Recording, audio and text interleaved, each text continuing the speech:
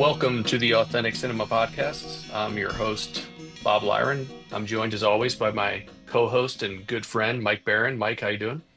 Doing pretty well, thank you. All right. Today we're going to talk about Jim Jarmusch's 1999 meditative and stylish opus, Ghost Dog: The Way of the Samurai. Yes. Before we get started, I just wanted to say one thing right off the jump, which is that after our last episode for In the Mood for Love, when you told me we were gonna do Ghost Dog, I was thinking about it, and I'm like, I kind of feel that these are like cosmically linked Mm. films. These two films are very much kind of in step. Those two films are very much in step with each other. They're very curated for the Authentic Cinema Podcast. They're stylish. As I said, I consider Ghost Dog to be kind of meditative and a feeling kind of film. And In the Mood for Love is Absolutely. definitely like that as well. But Yeah. so I think that it was maybe the cosmic forces brought these two films together in lockstep. Maybe Wong Kar-wai and Jim Jarmusch back in 1999, 2000, they were Yeah. anticipating this incredible podcast, the Yeah, Authentic Cinema exactly. Podcast. We always like to start, I guess, with asking each other like, why Ghost Dog? What brought you to Ghost Dog, or what made you decide to talk about it today? Well, first, I just want to comment on what you said before, which is, Hmm. well, I think they're both pretty moody. They're Yeah, both yeah, kind of moods that's right. and, should be approached less in some kind of like traditional narrative way and more, let's say, in a more poetic way. There you go. That's really what helped me understand this film. But why did I pick this film? It's a great question. And I've been kind of wrestling with it and, rehearsing in the shower, how to, in the mirror every morning, trying to answer this question. But I think what I've got it boiled down to is I think that this film is a meditation on living an authentic way of life, sort of the spiritual cost of kind of devoting yourself to an authentic life, actually. That's something that, I kind of have been wrestling with myself in my own life. I told you when I selected this, I felt like this film selected me this time. Like it, Yeah. it arrived to me sort of like one of Ghost Dog's pigeons. I recently got laid off from my job in August, and I'm kind of thinking a lot right now about my next move. This occurred to me last week when I was talking to myself in the shower and in the mirror, but I was thinking, this film in certain ways I think is a meditation, as I said before, sort of about the difference between living out a way of life and just having a job. Right. It's looking at the difference, I think, in some ways between the idea of like devotion and extraction. And I'm coming out of a situation in my life right now where I very much feel like I've been extracted from. Yeah. So how do I find a life that is more fulfilling? What do I want to devote myself to, and what does it mean to devote yourself to something? And I think that Jarmusch is very much, I think, contemplating those things. And I think Jarmusch is someone who has devoted himself, to a higher way of life.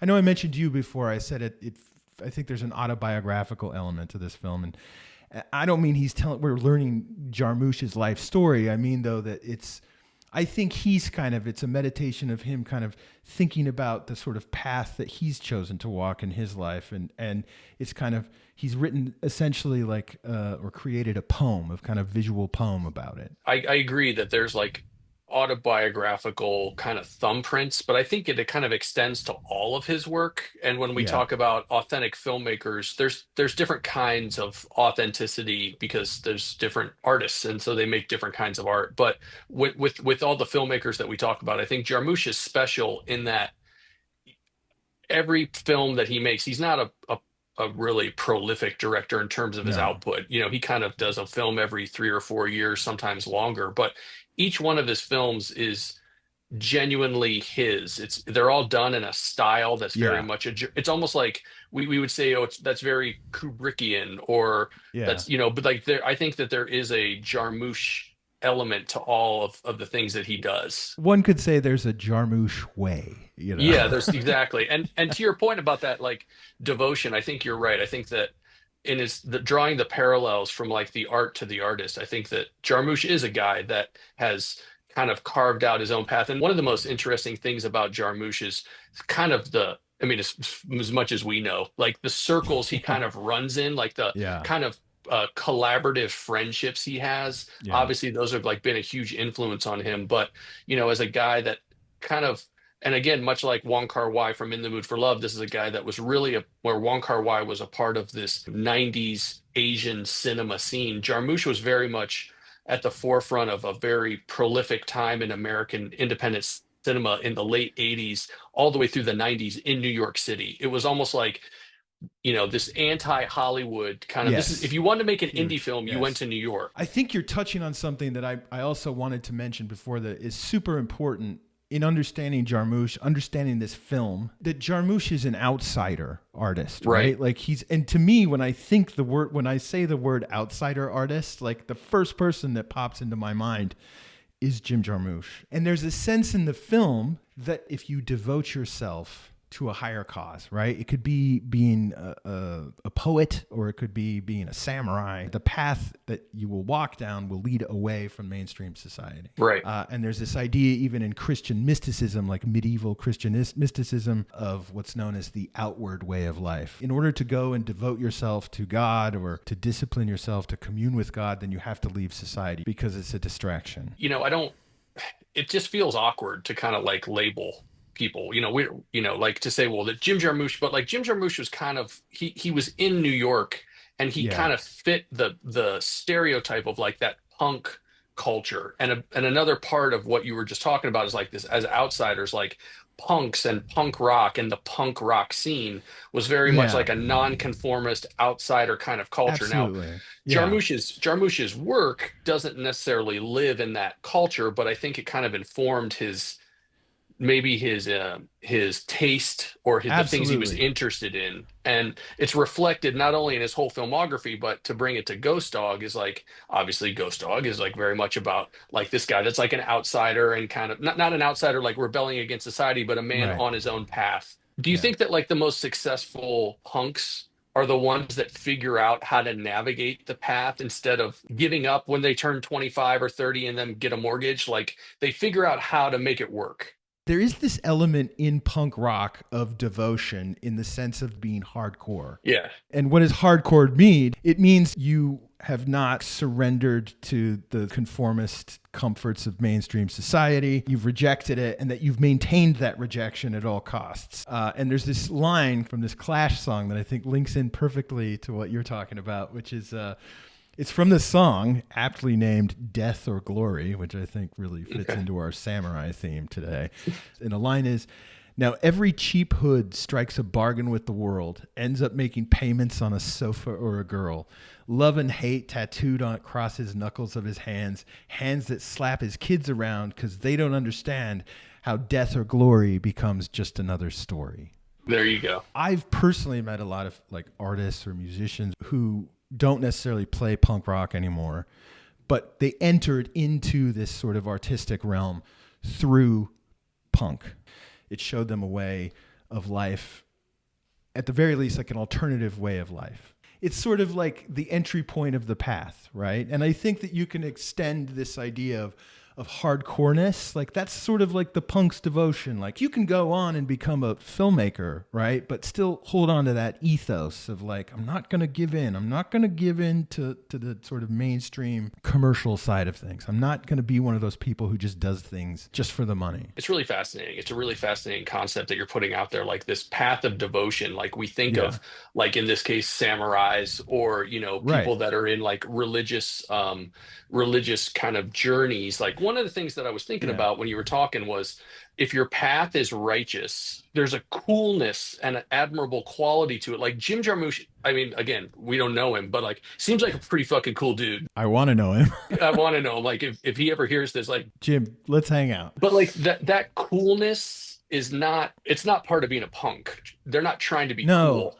But what it Yeah. is, and it's not necessarily me looking at that scene, or like the ripple effects of that scene and being like, that's cool, I want to be like that. I think what it is Right. more is like that devotion, and like the journey on that path. And if you stay on that path long enough, like Jarmusch has for his whole career, you end up building a cabal of people that you interact with. And it starts out as other punks, but Yeah. ultimately, as is like in terms of this artist, as your art, as his artistic tastes and talents develop and improve and become bigger in scope, he starts like hanging out with guys like Tom Waits and the RZA Absolutely. and Yeah. Roberto Benigni. And like we look at all those guys now, we're like, dude, you're like Jim Jarmusch is like the coolest fucking guy in the world. Yeah. Like look who he rolls with. They're all the righteous ones that stayed on the path and then found each Right. other along the way. And like there's a coolness to Jim Jarmusch that comes across in this movie. I mean, Ghost Dog is a cool dude. I think that that coolness can be something that kind of, you know, if you're a young kid, you know, you're a 19-year-old basically kid like me, you can go into a film like Ghost Dog and think like, wow, this is so cool. And that can Yeah, be you the thing that see kind it. of Right. attracts you to it. But what you learn later, it's not about being cool, you know, it's That's about right. being authentic, Authentic. you know, it's about being original. And, you know, why is Jim Jarmusch cool? Well, for a lot of reasons, but one of the main reasons is he's a guy that sticks to his own vision. He's a guy that just hasn't sold out. And we don't often, certainly not in mainstream culture, because it runs totally counter to it. We don't celebrate that. Not anymore. There was a really interesting conversation or interview I saw with Jim Jarmusch. He says in the interview, basically, he says like, hey, I don't ever want to be considered like a professional filmmaker. I don't consider myself to be a professional filmmaker. He goes, and he says outright, he says, I am very much an amateur filmmaker. And he goes, but if you study Right. the etymology of, you know, sort of the origins of the word amateur, what it really means is somebody that does something for the love of it. And again, it goes to this idea of devotion and extraction. When you devote yourself to something that you love, you're essentially saying like, I'm giving my whole life over to this thing. And in the film, it literally means like, I am willing to die to live this way of life. It's not going to be easy from a material standpoint. It's not going to be comfortable necessarily, but you're going to have a really interesting life, right? And you're going to have authentic relationships with people. It's sort of the difference, it just occurred to me, between giving something and selling something, you know? And then what does Right. that do then to your spirit? The style and the way and the types of movies that Jarmusch makes seem to be indicative of the kind of person he is. So Mm-hmm. these are Yeah. also things that he's interested in as a person, and as we've kind of said, like on this post-punk path of enlightenment or whatever we want to call it. But I think I kind of have a way to kind of get into the film. It's sort of a Yeah. half step into the film, which is I told you before we were going to record, I said, I'm going to lean in heavy on Susan Sontag on this Mm-hmm. episode because this famous essay she wrote against interpretation, she talks a lot about the idea that the film is made, or Jarmusch's films are made to be an experience. They're made to Yes. be almost like a journey with the film itself. It's Yeah. not meant to be decoded or understood, or you can examine it from your own point of view. And I think that the way that that approach really kind of lends itself not only to Jarmusch's filmography, but also Ghost Dog. You know, I think that Jarmusch is kind of inviting us to feel like the rhythms and tones of this movie. And what's amazing is how much he almost found like the perfect equation to do that Yeah. because of the subject matter of the film. If you described this film to me, it sounds like a film you might see on like a rack at a gas station. Right. Like It a could have hip been. hop samurai, like fighting the mob or something like that. That's the commercial version. That's the It's like a commercial black version of this guy film. in New Yeah. Jersey, like he's a samurai. Like I don't understand. But what's really interesting, and I want to just kind of tack on to what you just said and what I heard Jarmusch talk about, is he talked about it as kind of a collage of things that he was thinking about at the time. So he was really interested in samurai movies. He was watching a lot of samurai movies. He was reading the Hagakure, but he was also living in a neighborhood in New York that had been sort of run by the Gambino crime family. But he mentioned, and this is super important, that they were all kind of like old and like not actually threatening anymore and kind of sad and kind Yeah. of in decay, you know, and I think decay is a huge theme in this film. And the sort of cherry on top is that he was producing a film with Neil Young and he had shot everything on Super 8. And so he was in the parking lot of this laboratory, his film lab in LA, and Forest Whitaker was there because he was shooting something on Super 8.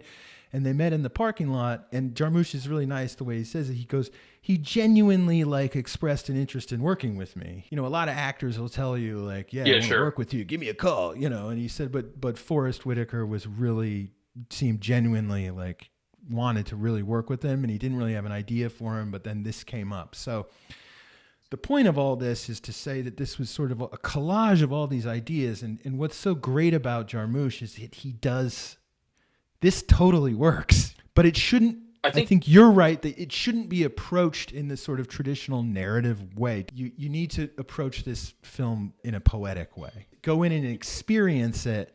Think about what it's making you think about in that capacity. Don't try to reduce it to some sort of single meaning about something. I can't remember the last time that I saw a film that thrives so much on like mood and style and philosophy and just kind of weaves the culture of those things together in a way that can tell a story without actually trying. I mean, there is a story, okay? There is a story Yeah. to this film. There's a very loose plot, but the idea is that like the simple plot is it's there for Jarmusch to create something experienced, something through Ghost Dog. You're experiencing the process through Ghost Dog, not trying to figure out why Ghost Dog is doing what he's doing. Yeah. I think you're, to add on to what you're saying, it's actually in a note that you gave to me. You talked about, I think you were talking about these aphorisms from the Hagakure, right? The aphorisms. They're not written to be like literally understood. Yeah. You're supposed to understand experientially. And I do agree with you that this film is better served in that sort of experiential way. It's not a story about a contemporary samurai living in New York City. That's Yeah, not what it's this is not. about, No, okay? thank you. Yeah. It's not a comment on race relations or, there's no themes to be like, well, this is a film that's dissecting the idea of what it means to be the mishmash of hip hop and Eastern culture or whatever, like that's not the intention. The intention is to create an environment. And I think that's why I said like this is almost just like this is like the apex of Jarmusch at his power. It's a great story about Forest Whitaker because like this isn't a script that he'd been toiling away on for 20 years and then No. finally found the right actor. This was just him kind of having an opportunity and then like Yeah. taking all these things he's interested in and building it around it. I really do think Forest Whitaker, in particular, and his performance and his talent as an actor and his energy, his sort of vulnerable kind of quiet strength that he just sort of naturally exudes. There's only one guy that could ever play this role, right? Like Yeah, you can't imagine another he actor was the doing glue.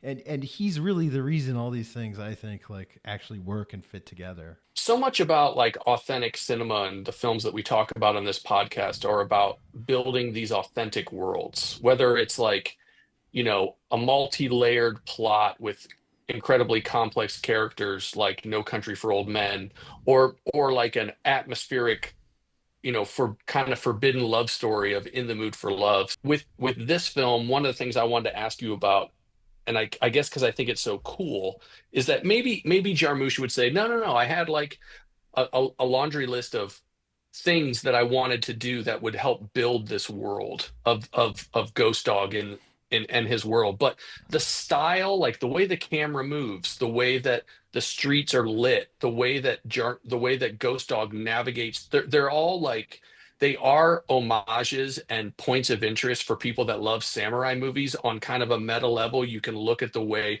like there's several scenes in the movie where Ghost Dog he walks amongst people and no one ever sees him.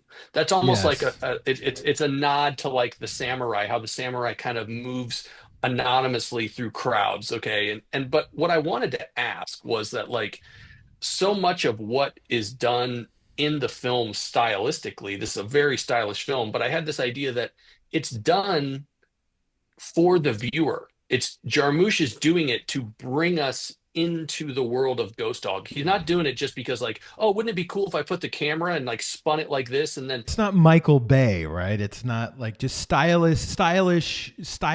or stylistic. You know what I mean? Like yeah. just to be stylish, just to show off Yeah, that you can and be there's a place stylish. for that, there Yeah. there are stories for that, and really great directors like Tarantino, like they find a way to mix engaging style with content. But that's not what this is. This I had this idea that like Jarmusch is trying to give us an experience, and the way he's doing that is through the style, this samurai style. The style is very much rooted in the world. Yeah, Every choice that's being made in this film serves the story, serves the themes of the story, serves the characters. It makes sense.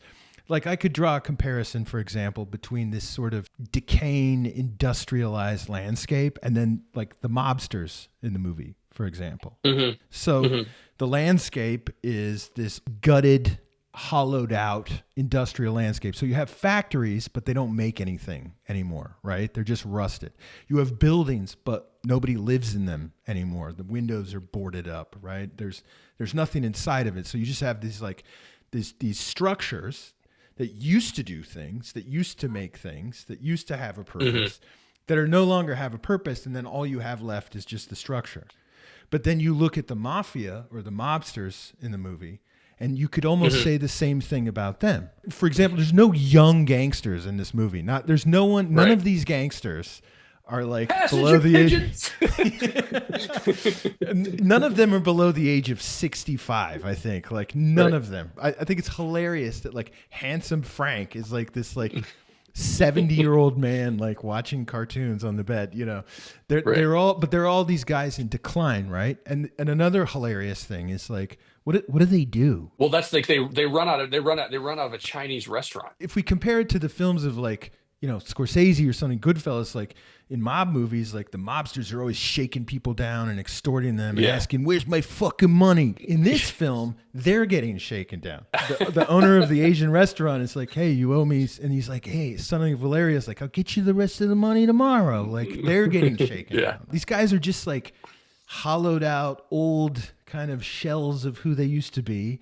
They're not really doing anything anymore. They're pretending to be gangsters almost, right? And I think the apex of that is like Vargo, the really top, you know, the godfather, the head of the family, Ray Vargo, who's played by the actor Henry Silva, who looks like a corpse. You know, like he's very stiff and, you know, he looks like a corpse. So there's really this sense of a hollowing out and a decay.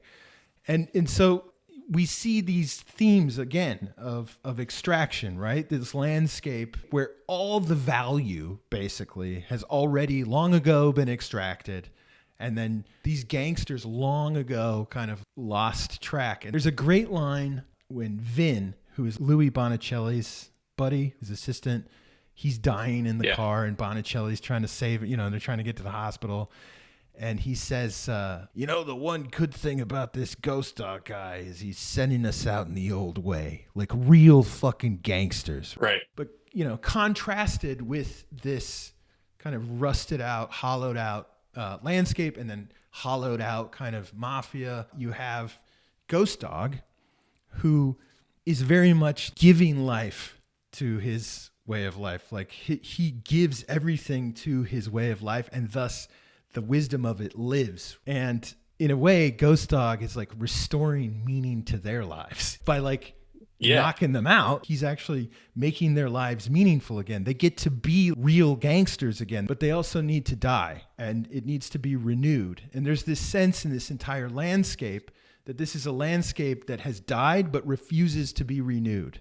When you stop regenerating the new, then you fall into a state of decay. It's really interesting. And I think that, you know, we love Kurosawa. And I think that Kurosawa is a good entry point into, you know, the samurai film, because, you know, he made, you know, the classics. He made like the best, you know, the iconic samurai films. And one of the things I was thinking about with Ghost Dog is that the connection to this idea that like samurai often come into these, like you said, decaying environments, or these environments where a lot of bad things have happened, and the samurai is going to come in and kind of fix it, or in you know, one last job, or like, you know, restore the order and bring peace to this community that's being ravaged by bandits or whatever. Those are these kind of samurai set pieces for telling these great stories. And Ghost Dog in a way is also doing that. He's sort of maneuvering around this environment as a lone wolf style guy that's motivated by, like you said earlier, it's not really a choice anymore. It's a way of life. It's an existence. It comes from a place of honor and respect for himself. And of course, the end result for the samurai is a willingness to die. You're going to give your life. I was thinking about the samurai code. I read about the Hagakure. Okay, which is the actual, what these aphorisms are being quoted from. Yeah, the text the text that's referenced in the book. Right. Yeah. So anyway, I had this idea. If you really devote your life and give your life completely, perfectly in a sense, over to this code, you become death itself. And if we look at the image of Ghost Dog in the film, he's, to the Western eye at least, he's an image of a kind of like urban Grim Reaper. Right. It's like death personified. He's this hooded figure all in black. He kind of is always in these liminal zones. You know, he's coming out of the shadows. He reminds me a lot of the character of Anton Chigurh in No Country for Old Men, in the sense that there's an inevitability about him, right? You can't contain him, right? A lot of this film is about his access. He has that little contraption that can like start cars or open up. You know, no fence can contain this guy. He can kind of go anywhere he wants to go. He can even come in through the pipes. Right. Can't hide from him. He has access to everything. So I had this thought of the landscape of industrial decay. And then within that landscape, you have this mafioso family who's also in decline. And it's almost like they accidentally summon death. And they do it because they actually violate their own code. They order a hit on a made man. Once everything gets like hollowed out, once the factories stop making things, then the system, it starts to eat itself. It has nothing else to extract, so it begins to eat itself. And the mafia in this film starts to essentially eat itself, and it takes out its own guy. And that's what like triggers this kind of angel of death. There's the line at the very end of the film, the end is important in all things. It needs to come in and it needs to like kill everybody so this family can be renewed. It's a fascinating idea, and I think that it kind of tracks. And what I was thinking about while you were talking was, you know, I'm fascinated with like the way films are made and the decisions that are made. And like in this case, like, you know, we have like these tropes or stereotypes of samurai. And, you know, maybe Jarmusch had this list. I doubt it. But like, he's like, well, if he's a samurai, he's going to do X, Y, and Z. I don't think so. I think that it was more of like the mood and the vibe of the film kind of informs the character. To what you were saying about sort of the personification of Ghost Dog is like, I love the way that the style of the film, the camera work, and Ghost Dog has a way of, like you said, kind of moving amongst people without them even ever noticing him.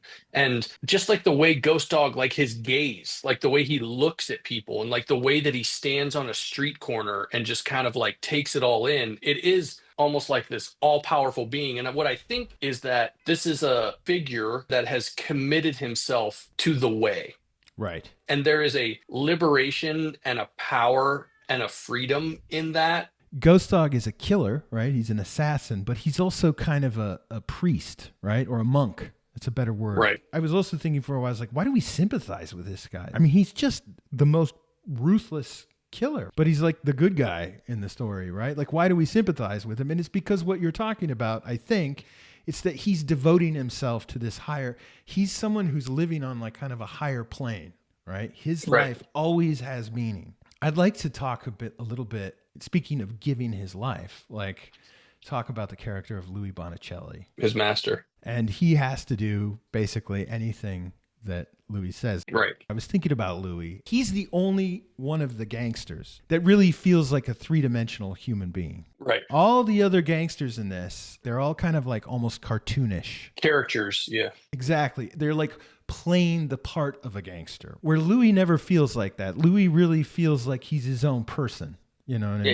He's like a real man. Yeah, he's just being himself. I wanted to ask you, did you get a sense of kindness from him? I mean, he saved Ghost Dog's life. That was an act of kindness. That's a really interesting question. I think that it's almost like Louis is equally intimidated and scared of Ghost Dog, but also knows that he can't get rid of him. One of my favorite scenes of the film is when Louis is talking to the other gangsters and he's telling them about like, who do you get to do this job? And he's explaining Ghost Dog. And it's almost like he doesn't know how to describe him. And I also noticed in this scene, Louis doesn't descend into kind of crude racism like the other guys do. Right. I don't even like to say the word, so I'm not going to say it. But the other guy's like, so we're going to peel this, N-word scalp back. And Louis doesn't do that. He says he's a black guy. And the other thing is Louis warns Ghost Dog. He kind of breaks the rules and he lies to his bosses. They ask him, like, have you contacted him before? And Louis says, oh no, I thought it would be best to talk to you. But we know that he did contact. He is trying to warn Ghost Dog.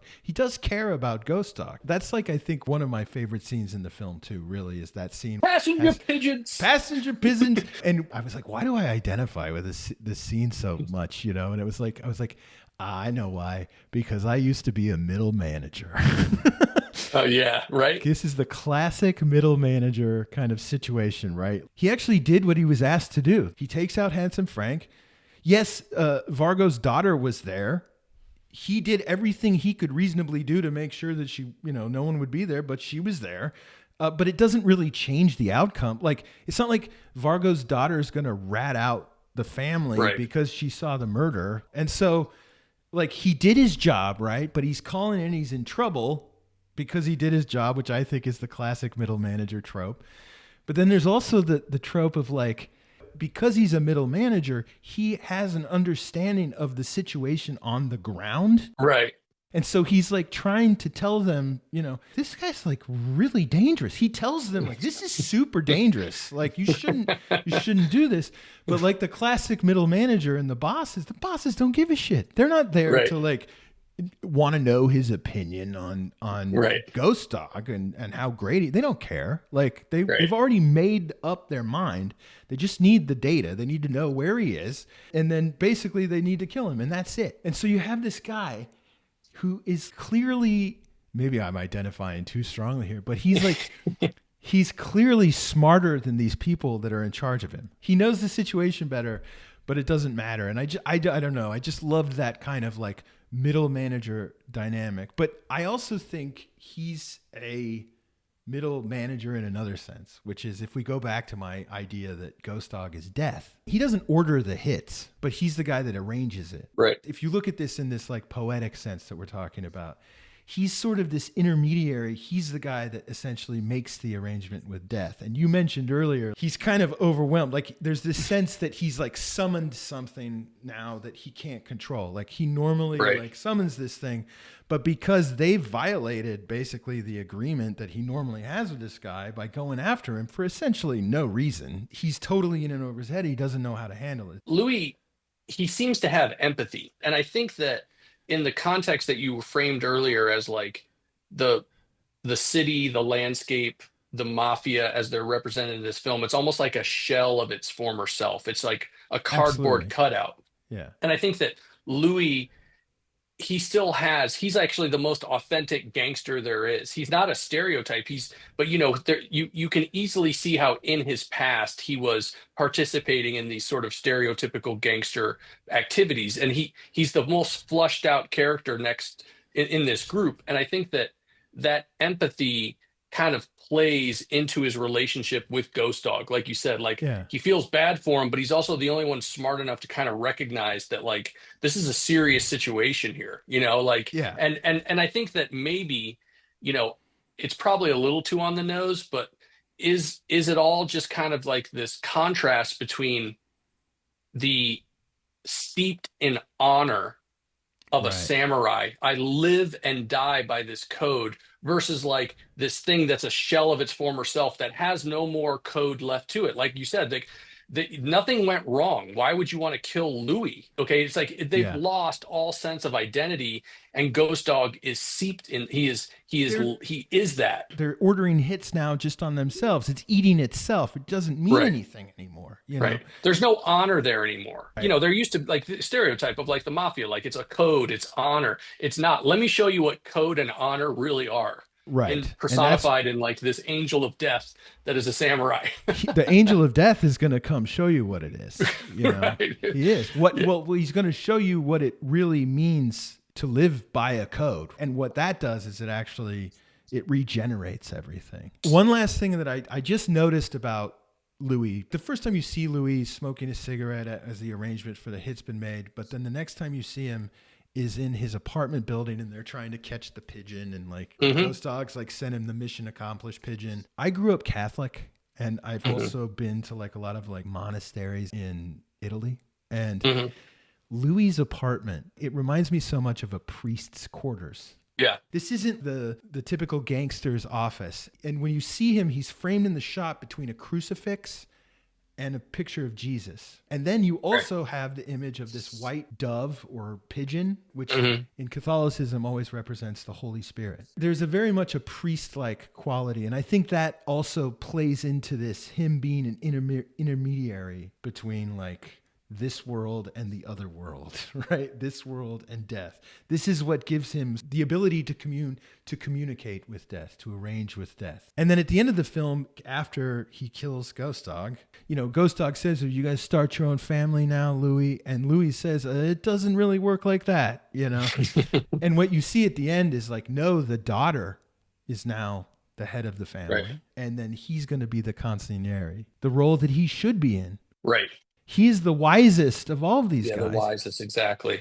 And he will now become the advisor. Well, I think that probably just kind of speaks to the fact that like Louis, despite the fact like, he's a gangster and, he's done horrible things, he has a soul. Now, it doesn't mean Yes. that his soul is pure. It just No. means that like he has the capacity to think about these things. Yeah. And I think that this is kind of a good pivot point. I wanted to get your take on like the two people that Ghost Dog interacts with the most, which is the French ice cream salesman, Raymond, yeah. Raymond, and then the young girl. Apolline. The way that Ghost Dog and Raymond kind of interact, they say the same things to each other, like despite not speaking the same language. And I was just kind of curious what your take was on those two relationships. There's a sense of happiness and friendship and life around Raymond. He's this little ice cream guy, but like life sort of pops up around him. You have the guys playing checkers or chess or whatever, the Rastafarian guys kind of hanging out, and he's in like a park kind of area. And so there's this something about life. So you have this like death and life that are friends. Yeah. And then you have Apolline, who's youth or maybe innocence. You get a sense also with her that she's who Ghost Dog almost in a way used to be. Right. And then she becomes, it's implied at the end of the film, because he passes the Hagakure to her, she's going to become maybe another samurai. The end is important in all things so that the new things can regenerate. To what you were talking about also, though, with the language, their relationship, they don't speak the same language with each other, but they always understand each other. They always perfectly understand what they're saying to the other person. And I also think that I also thought about like the animals in the film, right? The pigeons and the dog, Ghost Dog, and then the bear later. I was just thinking maybe his devotion to his code, his sort of way of life gives him access to a higher plane where like he can communicate sort of outside of language. One of the best scenes in the film is the scene where Raymond takes him to the top of the roof and they see the guy building the boat on top of the roof. What did you think about that scene? One of the things I thought about Raymond was that in a lot of like samurai stories, like there's often like a witness, like the person that survives, that's like gonna live to tell the tale of like what this samurai or this group of samurai did. And I feel like Raymond kind of for me, that's what I kind of saw him as, is like he's the one that's gonna propel the myth and the legend of Ghost Dog. And then with the young girl, I'm kind of with you right there. Like she kind of represents to me was like maybe think about, like you said, like the innocence of or the fragility of where this path can start. Like you said, like everything comes full circle and he gives her the Hagakure and she's gonna then like begin that journey, And the thing about the boat, I resist. It's a cool scene. It's funny. And I resist the urge to like, I didn't look too deeply into it. To me, it kind of represents this idea how there's like a whole existence around you that you don't even know about. It made me think about how Ghost Dog kind of navigates through the world and sees almost like the traveler, the man that like goes around and witnesses things and sees things. And there's another like trope with these that's like the samurai with the sidekick, the dude that handles the money or like makes the arrangements for the samurai or negotiates on his behalf. He's like his manager, so to speak. And I think that scene with the boat is just kind of like them navigating around and kind of seeing this. There is a whole nother world, just like Ghost Dog is kind of navigating through. I don't know. What did you think? Well, I love the idea of what you said about there being this like kind of invisible world around us all the time that we're not paying attention to. And I think also it plays into my idea of Raymond kind of symbolizing life. He takes death and he shows them like, look how weird and beautiful the world is, Right. And another way of looking at it would be to look at it like you're doing something just to do it. Again, in like this industrial society, that doesn't make any sense at all. It's totally useless and kind of looks insane. But if you look at it poetically, it's beautiful. He's creating something. It doesn't make sense. It doesn't need to make sense. It doesn't make sense in the industrial world, but maybe it makes sense in that invisible world that you're touching on. Right. It's just an act of imagination for itself. Can I pivot us? Do you Please. mind? No, not at all. The music in the film and yes, we have to talk about the it. relationship between Jarmusch and the RZA. And I mean, I would imagine anyone listening to this podcast knows that the RZA from the Wu-Tang Clan did the soundtrack for this film. It was his first soundtrack that, his first full score. And, he was just kind of like, the composer and the creator of the sound of the movie. And the music is obviously crucial to the film. I think that it's on the Mount Rushmore of movie soundtracks, but the music kind of shapes who Ghost Dog is, and then by turn shapes our view of Ghost Dog, and like the beats and the rhythm of the music when it just does so much to draw us in. I don't know. I mean, I think this is like a quintessential hip hop record from the quintessential period in hip hop in the 90s. Jarmusch said something interesting in an interview about working with the RZA, that one of the things that he thought was really interesting about the RZA that was like, unlike a lot of rappers at that time, he said he was intrigued by the Wu-Tang Clan, and the RZA was like, they would try and help other people out and grow something. And so again, you have a hip hop artist in this era who's committing themselves to something, to a higher principle. They seemed attached to a higher principle. And I think that very much plays into this film. I think we talked about earlier that this is very much, this film, Jarmusch has described it as a collage of ideas, samurai films, the Hagakure, the Mafia. And then he also mentioned hip hop. Right. But if you think about, again, this sense of collage, I think this film is very much like a hip hop film. In the sense that, what is hip hop? Well, hip hop is a collage, right? Hip hop is a sound collage. You're mixing all these different, sounds and beats together to make this music. I think that the RZA is like sort of almost like a William Chang in The Mood for Love. You know what I mean? That's like, what I was gonna say that too. He's really like, it is a work of hip hop. We're not saying it's a film about hip hop though.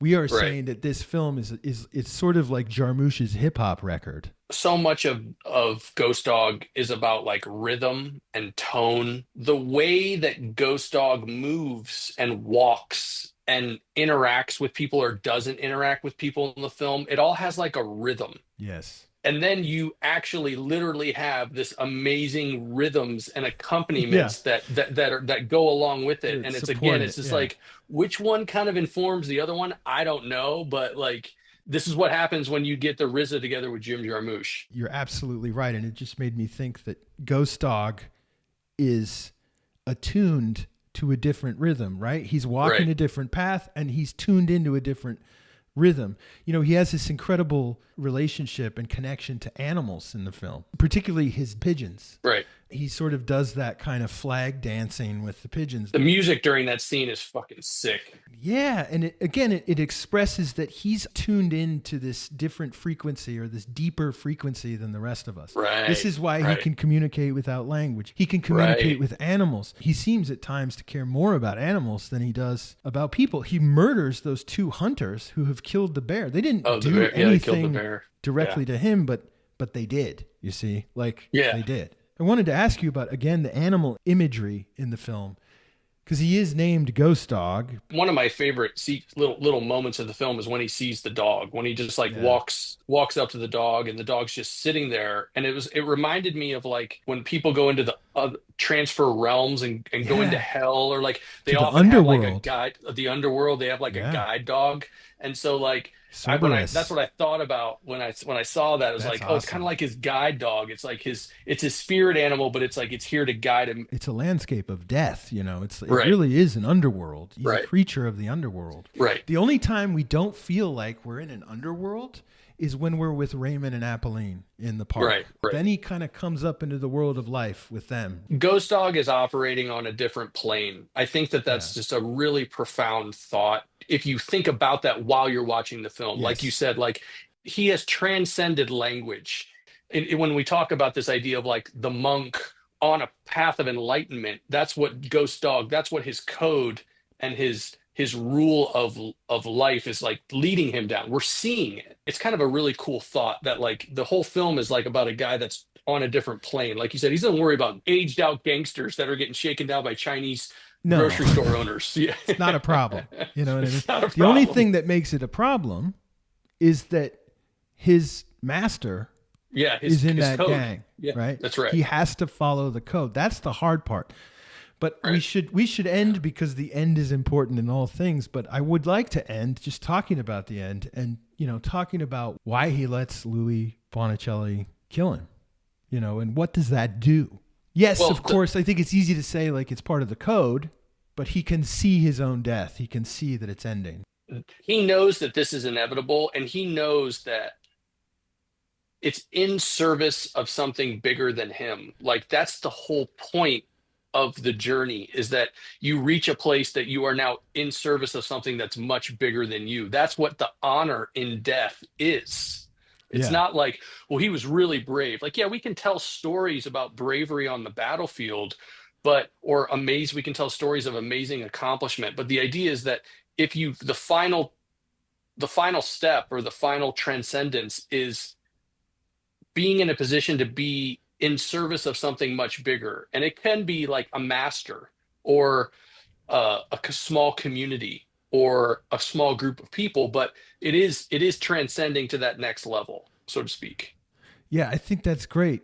I think it's also like that's what will keep the wisdom itself alive. Right. If he doesn't accept his own death and follow that code all the way to the end, then he hasn't given his life to the code Right. and it no longer means anything. He has to die for the code to live. Right. And in so doing, at the end of the film, he also restores life to his master. Suddenly is now has regenerated his meaning. And then Right. he's also, the code we now know will now pass along to little Right. Apolline. Ghost Dog's death brings balance. No, not to the Force. Brings balance to this little universe, making it all whole. It regenerates. So you have this decay. Like I think about decay in the sense of like it's dead, but it won't leave. And it's preventing the beginning of something else. By accepting his own death and living the wisdom of the wisdom or the code or the power of this code can then enact its balancing force, I guess is a way of, Right. It completely rebalances everything in the world around it. And then he Correct. says, it's okay, Louis, I've seen everything I need to see, Right. it's okay. I'm going back, Yeah. so I beautiful, think, beautiful moment. yeah, I think that in closing, I just wanted to say that a lot of times when we do these episodes, it's also an act of like discovery for you and I to talk about the film. Oh That's why yeah. we do it. But Yeah. but like a lot of times I actually figure things out about the film and what I think about the film, why we're having this conversation. And sometimes they're continuations of thoughts I've already started. And I think that in this case, I'm so happy that you picked this movie because it gave me an opportunity to rediscover. In my notes to you, I was talking about like we need to talk about Jarmusch and like how he was like a punk and he wasn't a cool kid. And what I mean by that is that he wasn't aspiring, he wasn't the captain of the football team, he I was wasn't just like going the to say prom that. king, like he was just, but he was like his whole journey.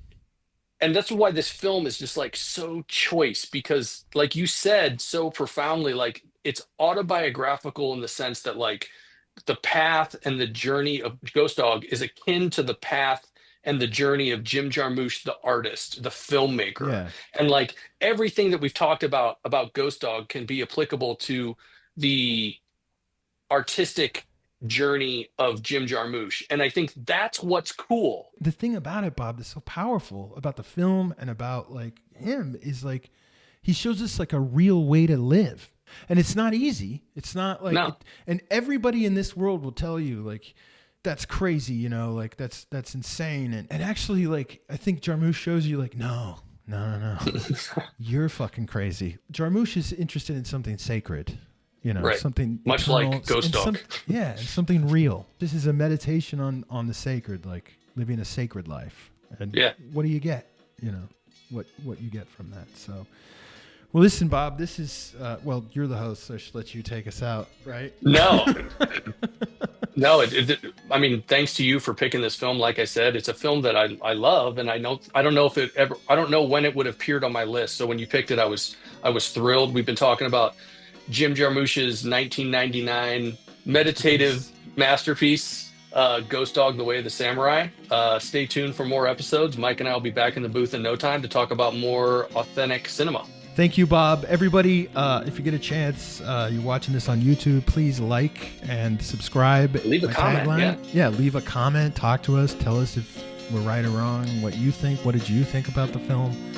Like I always say, if you like it, tell a friend. If you don't like it, tell an enemy. Just tell someone.